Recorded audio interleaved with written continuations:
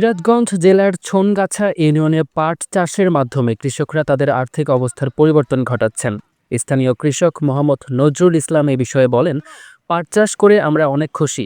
এটি আমাদের পরিবারের আয় বৃদ্ধি করছে এবং জীবনযাত্রার মান উন্নয়নে সহায়ক হচ্ছে।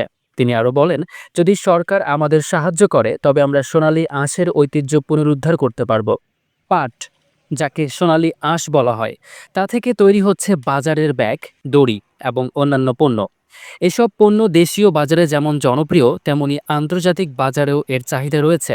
সিরাজগঞ্জের অর্থনীতিতে পাট একটি বিশেষ ভূমিকা পালন করছে। ছনগাছা এলাকায় পাট চাষের ঐতিহ্য নতুন নয়, তবে সাম্প্রতিক বছরগুলোতে এর জনপ্রিয়তা বৃদ্ধি পেয়েছে।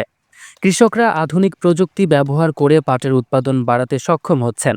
স্থানীয় কৃষি বিভাগ পাট চাষে কৃষকদের সহায়তা ও পরামর্শ প্রদান করছে। পাট চাষের এই উত্থান স্থানীয় অর্থনীতিতে নতুন কর্মসংস্থান সৃষ্টি করছে। বহু মানুষ এই শিল্পে কাজের সুযোগ পাচ্ছে।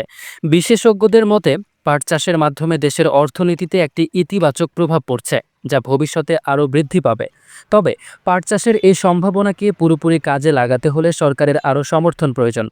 বিশেষ করে আধুনিক চাষাবাদ পদ্ধতি এবং পাটের বাজারজাতকরণে সহায়তা প্রদানের জন্য সরকারি উদ্যোগ গ্রহণ করা উচিত।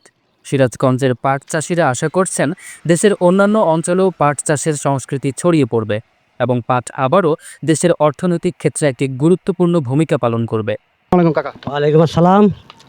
আলহামদুলিল্লাহ, আল্লাহ খুব ভালো লাগছে। এবার আপনাদের পাট চাষ কেমন কি হচ্ছে? খুব ভালো হয়েছে ইনশাল্লাহ, এবার খুব ভালো হয়েছে পাট চাষ। কত করে বিক্রি করতেছেন? ৩,৩২০ এতে কি আপনাদের সংসার ঠিক মতো চলে? হ্যাঁ, ইনশাল্লাহ চলবো। আপনাদের কোনো দাবি দেওয়া আছে সরকারের কাছে? না, এরকম থাকলে এবার চলবো।